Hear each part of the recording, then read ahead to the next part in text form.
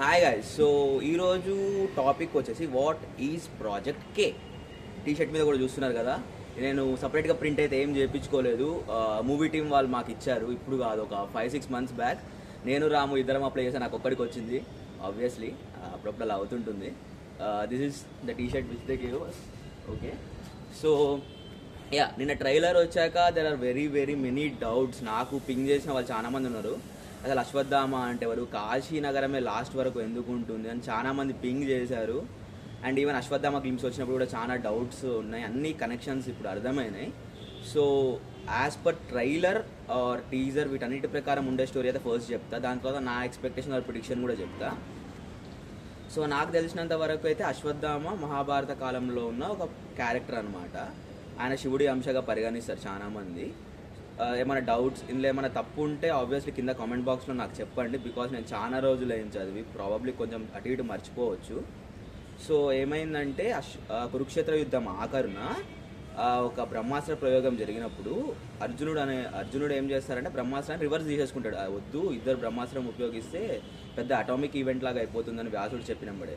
కానీ ఈయన ఎవరైతే అశ్వత్థాముడు ఉన్నాడో ఆ బ్రహ్మాస్త్రాన్ని రివర్స్ తీసుకోవడం రాక ఉత్తర, అంటే అభిమన్యుడి వాళ్ళ ఆవిడ పేరు ఉత్తర అనమాట, ఆమె గర్భంలో ఉన్న పరీక్షిత్తు మీదకి ఆ అస్త్రాన్ని అయితే ప్రయోగిస్తాడు. సో ఆ పరీక్షిత్తు చనిపోతాడు, మళ్ళీ శ్రీకృష్ణుడు బతికిస్తాడు, అది వేరే విషయం. అలాగే పాండవులను అనుకొని నిద్రలో ఉన్న ఉప పాండవుల్ని చంపేస్తాడు అనమాట అశ్వత్థాముడు. ఈ రెండు తప్పులకి శ్రీకృష్ణుడు అతనికి ఏం చేస్తాడంటే, నువ్వు ఒక బిడ్డని, గర్భంలో ఉన్న బిడ్డని చంపావు కాబట్టి కలియుగం ఎండ్ అయ్యేంత వరకు కూడా నువ్వు కూడా సేమ్ అంతే మాంసం రక్తంతో ఒళ్ళంతా తడిచిపోయి అలాంటి ఆకారంతోనే జీవితాంతం బతుకుతావు.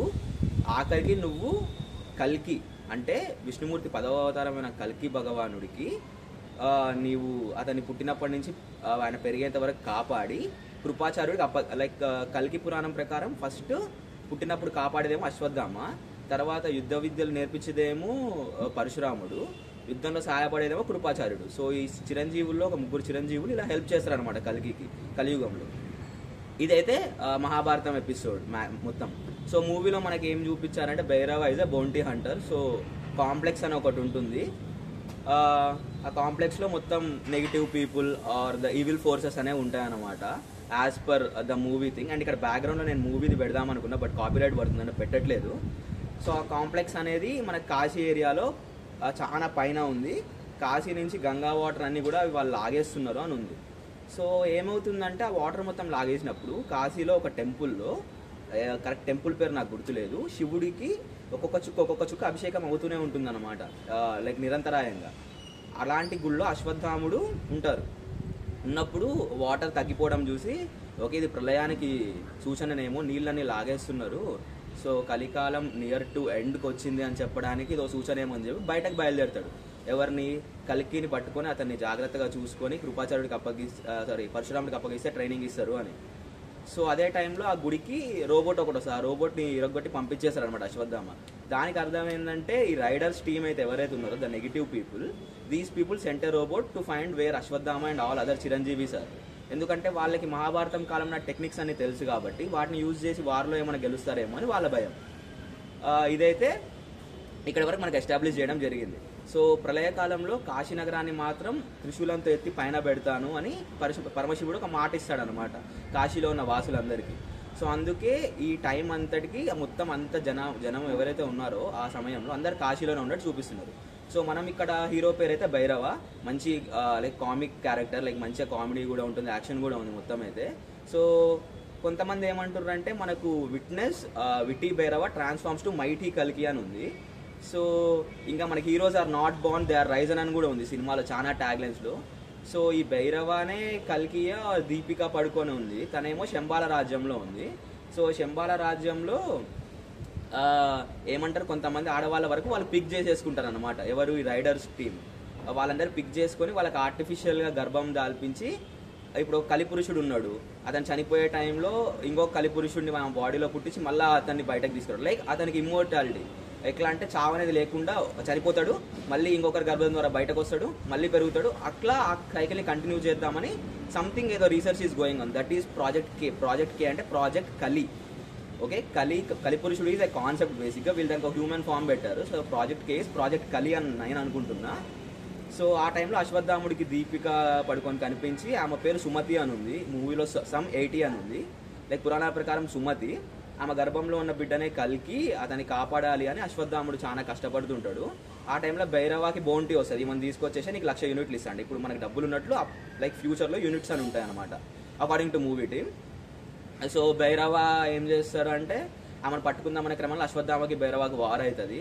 సో భైరవ నువ్వు ఇది కాదు, నువ్వు కూడా మంచివాడివే, నువ్వు అనుకోకుండా వాళ్ళతో పాటు కలిసి ఉంటున్నావు, this is this, you are this అని అశ్వత్థాముడు ఏమన్నా జ్ఞానోపదేశం చేసి అశ్వత్థాముడు, దీపిక, భైరవ అందరు ఒకే టీంలో ఉండి రైడర్స్ని ఎలా ఎదుర్కొంటారు is the other story. So ఇది ఇంతవరకు అయితే మనకు ట్రైలర్లో టీజర్లో చూపించినంత వరకు కంప్లీట్గా ఉంది. దీపిక ఇంకా మనకు దిశా పటాని పేరు రాక్సీ అంట, తను నాకు తెలిసి భైరవాస్ లవ్ ఇంట్రెస్ట్ అయ్యిండొచ్చు. బట్ నాకు ఎక్కడ తేడా కొడుతుంది అంటే, సో ఆ గర్భంలో ఉన్నది ఒకవేళ కల్కి అయితే ఇప్పుడు Prabhas Bhairava is incarnation of lord Shiva అన్నట్లు ప్లాన్ చేసి ఉండాలి first thing. Or else interval టైంలోనే మనకు ఆ కడుపులో ఉన్నది కల్కి కాదు కలి అంటే కలిపురుషుడే, మనం రాంగ్ అసంప్షన్ తీసుకున్నామని తెలిసిపోయి అప్పుడు భైరవానే కల్కిలాగా మారి ఉండొచ్చు. Like there are several things because Nag Ashwin అంత మెయిన్ ప్లాట్ని అయితే అంత సింపుల్గా ట్రైలర్లో అయితే చెప్పాడు ఫస్ట్ థింగ్. అండ్ ఇంకొక డౌట్ ఏంటంటే మనకు ఎక్కడ వచ్చిన బిహైండ్ ద సీన్స్ పిక్చర్స్ కానీ వచ్చిన ఇన్ఫో కానీ ఎక్కడ కూడా ప్రభాస్ ఇట్లా విష్ణుమూర్తి లాగా గుర్రం ఎక్కి ఇవన్నీ చూపించలేదు. సో ఆబ్వియస్లీ ప్రభాస్ ఈ స్పాట్లో అయితే భైరవ అనే కల్కిరాగా రాడు, డబల్ యాక్షన్ ఉంటే ఫ్యూచర్లో వస్తుంది, సంథింగ్ చాలా రకాల థీరీస్ ఉన్నాయి.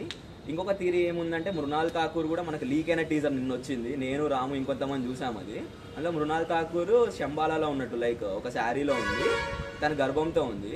నేనేమనుకుంటున్నా అంటే శంబాల రాజ్యంలో ఆల్రెడీ కలికి పుట్టేసినప్పుడే వీళ్ళకి డౌట్ వచ్చి ఇక్కడ ఉంటే ఎవరైనా తీసుకెళ్ళిపోతారేమో అని కాశీకి షిఫ్ట్ చేసి అక్కడ వేరే వాళ్ళ అండలో పెరుగుతుండి ఇక్కడ దీపిక దగ్గర ఏమో ఉండి అక్కడ కలికి ఏమో రియల్గానే కాశీలో పెరుగుతుండొచ్చు. ఎందుకంటే మాకు నేను లీక్ అయిన టీజర్ ఒకలాగుంది, రిలీజ్ చేసిన టీజర్ ఒకలాగుంది.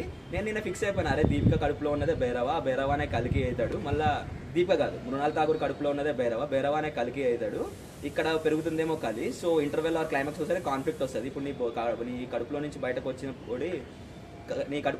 వచ్చింది కలికి కాదు కలి, ఇప్పుడు ఏం చేద్దామని ఇంటర్వెల్ కాన్సెప్ట్లో కమల్ హాసన్ ఇట్లా వచ్చి ఒకేసారి మరో ప్రపంచం వస్తుంది అంటే క్లైమాక్స్ క్లోజ్, నెక్స్ట్ పార్ట్కి ఏమన్నా పడవచ్చు is what I am thinking. So ఇందులో రకరకాల వర్షన్స్ ఉండొచ్చు, మీరు ఒకటి అనుకుండొచ్చు, నేను ఒకటి అనుకుండొచ్చు. ఇదైతే మొత్తం కాశీనగరంలో జరుగుతుంది, వాటర్ ఎండిపోయినప్పుడు అశ్వత్థామకు అర్థమైపోతుంది. And the story moves on.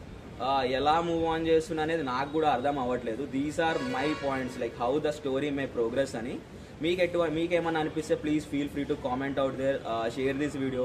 And Mahabharatam part కూడా మూవీలో చూపిస్తారు, మాక్సిమం ఎక్కువ చూపించకపోవచ్చు, 5-10 minutes చూపించవచ్చు. చాలా మంది విజయ్ దేవరకొండ అర్జునుడు అని, దుల్కర్ సల్మాన్ హనుమంతుడు అని, these are speculations which are going on the internet. I don't know what they are planning. Like Vijay Deverakonda, Dulquer Salmaan అయితే ఉన్నారు ఫర్ ష్యూర్, మృణాల్ ఠాకూర్ కూడా ఉంది బికాస్ నేనైతే చూసా.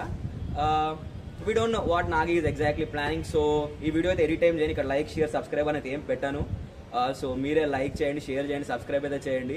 ఇటువంటి మరింత కంటెంట్ కోసం ఫాలో అవ్వండి. బికాస్ ఈ మధ్య మూవీ కంటెంట్ చాలా తక్కువ చేస్తున్నాను తిడుతున్నారు, బట్ అంత ఎగ్జైటింగ్ మూవీస్ అయితే లేవు. సో వాట్ ఈస్ ప్రాజెక్ట్ కే అనేది మనకు గ్లిమ్స్ స్టార్టింగ్లో కూడా ఇచ్చాడు, లాస్ట్ ఇయర్ గ్లిమ్స్ కామికాన్లో రిలీజ్ అయిన గ్లిమ్స్లో కూడా ఇచ్చాడు. సో మూవీ మొత్తం కల్కి కాశీ ఈ 3 చుట్టే తిరుగుతుంది కాబట్టి it's known as K, project K. So that's it guys, that's it, we're out with the video. So తెలిసింది కదా, లైక్ షేర్ సబ్స్క్రైబ్ చేయండి. మీ ఫ్రెండ్స్కి ఎవరికైనా టీజర్ కానీ ట్రైలర్ కానీ అర్థం కాకపోతే ఈ వీడియోని వాళ్ళకి షేర్ చేయండి. మీకు ఎటువంటి డౌట్స్ ఉన్నా కింద కామెంట్స్లో ఆర్గ్యూ చేయకండి, ఆర్గ్యూ చేయండి, కామెంట్ చేయండి. So I would be trying to replying to all of you for sure, because this is movie I'm peak ఎగ్జైటింగ్మెంట్లో ఉన్నా. లైక్ అప్పుడు హనుమాన్ అప్పుడు ఇంత ఎగ్జైట్ అయినా, ఇప్పుడు మళ్ళీ ఈ మూవీకి ఇంత ఎగ్జైట్ అవుతున్నా. లైక్ హనుమాన్ రివ్యూ రామ్ చేశాడు కాబట్టి ఎక్కడ నా ఎగ్జైట్మెంట్ కనిపించలేదు. I'm eagerly waiting for this movie. All the best for team project K.